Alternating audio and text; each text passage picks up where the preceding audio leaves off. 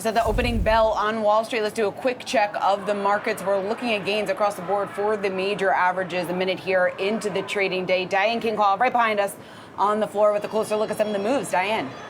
Hey guys, well, Wall Street's off to the races this morning after a downbeat day yesterday. But what's interesting to note, there was some skittishness on the floor heading into this bell because there was some kind of issue that was causing a problem with order flow coming only here into the New York Stock Exchange. It's unclear if it was a technical glitch. It was resolved before the bell so that order flow could come through to the floor. And you think about the day. Today's Friday the 13th. So are there any kind of spooky vibes around that, if you will? But if history is a guide, the S&P 500 does typically post a gain on Friday the 13th. It is usually a small gain. It's usually up about 0.1%. As for where we stand now, as you mentioned, we are off to the races. Stocks on the plus side. You have investors putting that Thursday in the rearview mirror, looking to put a pin in what's been an upbeat week and more of an upbeat month when you compare it to the prior couple of months on Wall Street, but investors are expecting the S&P 500 to be pretty range bound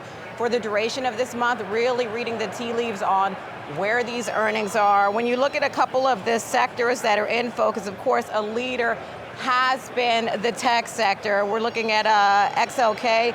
That's been up for the week, actually, so on track to post gains a little over 2% for the week, so making marginal gains when you compare it to the broader market. Another area I'm looking at, financials. That's been in focus, of course. We have the big banks reporting their earnings. I know you guys have talked about them all morning, from Wells Fargo, which rang the bell today, to JP Morgan Chase. Taking a look at the action for the week, XLF up for the week, up about 2% as well. So investors really in kind of we're seeing a little bit of incremental buying action here, especially when you compare it to the challenges and concerns in the bond market and over financials in general. Is the worst of the challenges we've seen behind us this year, or is there more pain to come, especially as I know you all have talked about the issues with loan loss provisions and how those will factor in how the financials are doing. So I'll leave it there and send it back to you guys. All right, Diane, thanks so much for a closer look here at some of the trends that we're seeing at the open.